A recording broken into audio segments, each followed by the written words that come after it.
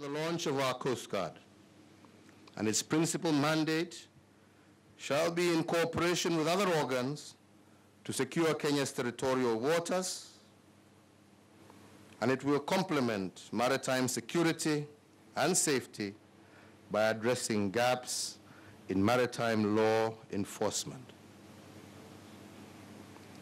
The ongoing strengthening of the interagency collaboration that I have been pushing at the national level, as well as information sharing and cooperation at regional and international level, will complement this effort by ensuring optimal utilization of maritime security assets. The improved security and safety framework will enable predictable assessment of all the vulnerabilities, threats, matters crucial to the mitigation of Kenya's maritime risks.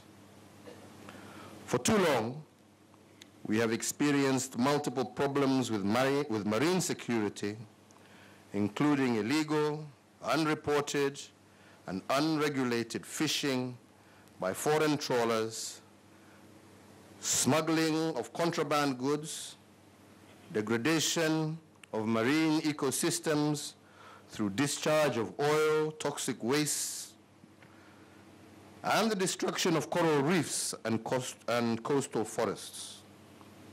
It should not be surprising, therefore, that illegal fishing costs our country, Kenya, close to 10 billion shillings a year. A major concern of this region is also the prevalence of drugs which come through the sea because of a lack of proper surveillance mechanisms. The Coastguard will ensure that our oceans will no longer be used by drug traffickers, human traffickers, illegal arms, and illegal fishing. We will also guard against exploitation of our natural resources by foreign countries and ensure that never again will foreign vessels steal our fish.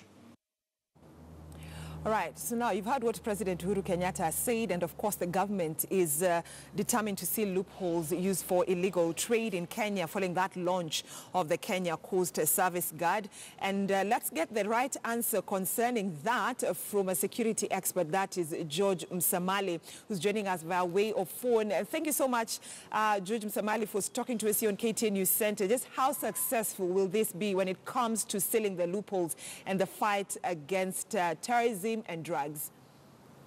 I quite agree with the President that our seashores have been porous, and so much stuff has been getting in, illegal stuff has been getting in through the seas.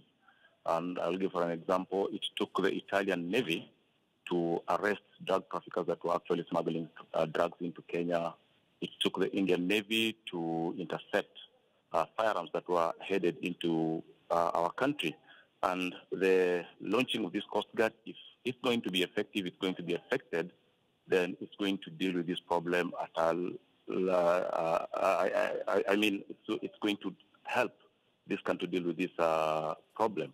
And the fact is that it's not that we did not have security along the border, I mean, along the oceans, because we had the Kenya Navy there. The police had what we call the Kenya Police Marine Unit.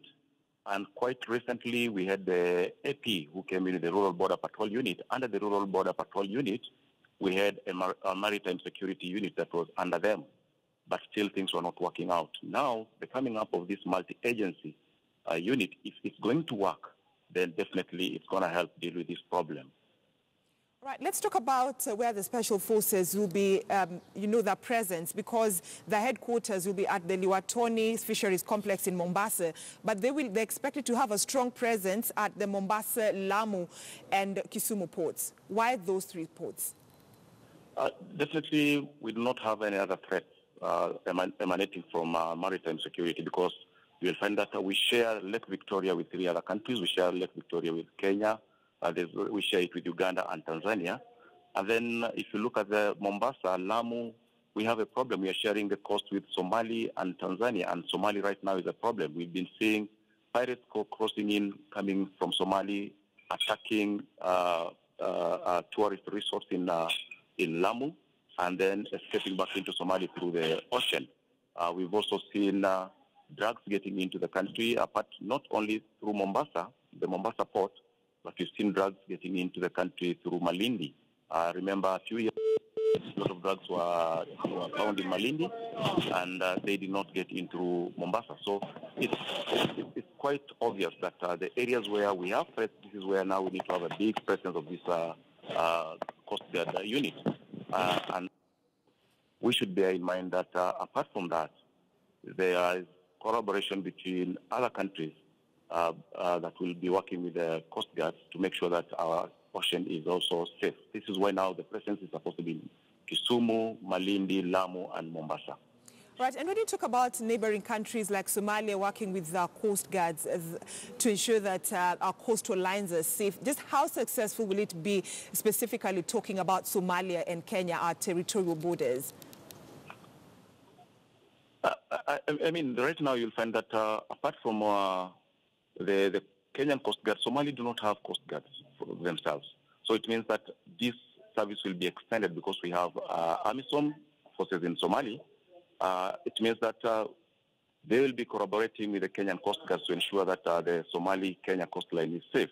And apart from the AMISOM troops, we also have NATO that has stationed their troops there to ensure that the pirates, you see, piracy was a problem before we had the terrorist issue in Somali, and meaning that now Kenya will need to work with these other forces that are operating along the Indian Ocean shoreline, where we have NATO troops. We will also have troops from India. We also have troops from the European Union that are operating along those the coastline. So basically, we need to form a synergy between these troops to make sure that we are effective not only in safeguarding the Kenyan coast shore, but also the Somali one, because this is where we have a major problem. Piracy, and also we have issues of international drug traffickers using the same shoreline to get drugs into the rest of the world, and also firearm dealers. They are using the same coastline to get firearms across the globe. So we'll need to collaborate with these other forces to make sure that this does not happen as often as we are witnessing right now. So, Mr. Msamali, as much as you're saying that the country needs to collaborate with other forces from our neighboring countries, are we looking at a point where funding will be an issue? Because when you look at the KDF being in AMISOM, the government has been talking about funding, lack of funding. Are we looking at the same situation with this? We are looking at the same situation with this, and remember that what is also not coming out clearly, because we will find that the Coast Guards are not under the Ministry of Defense, but they have been put under the Ministry of Interior, meaning that also the operations sort of will be curtailed into making sure that they don't cross over into the international waters, but basically ensuring that there is security along the Kenyan coastline. And another challenge that I'm seeing here is that this is a multi-agency team. And as we've witnessed before, you will find that we have multi-agency library. Is it going to play out again in this one? Because we have the police that have been incorporated into this. We have the Kenya Defense Forces that have been brought in. We have other government parastatals. For example, the KPA, we will have officers deployed to this same unit. And as before, they'll have a command that is dotted, but they still have their main command. So there is also that challenge of command that I'm seeing here coming out, because this is not the first time we are seeing this, and it's going to happen again here. And when it comes to issues of budgetary allocation, are we going to allocate this budget to the Coast Guard as a unit itself, or we are going to have the KDF, that's because they have their personnel there, having their own budget for this, the police, because they have their personnel there, having their own budget for this. So the budgetary constraint thing is going to come in, and it's going to play out here very clearly. And as I was saying, I believe the collaboration with the other forces will be that we will be managing our own waters, as opposed to now having the NATO troops crossing into Kenyan waters to intercept a drug ship, to intercept a firearm smuggling ship.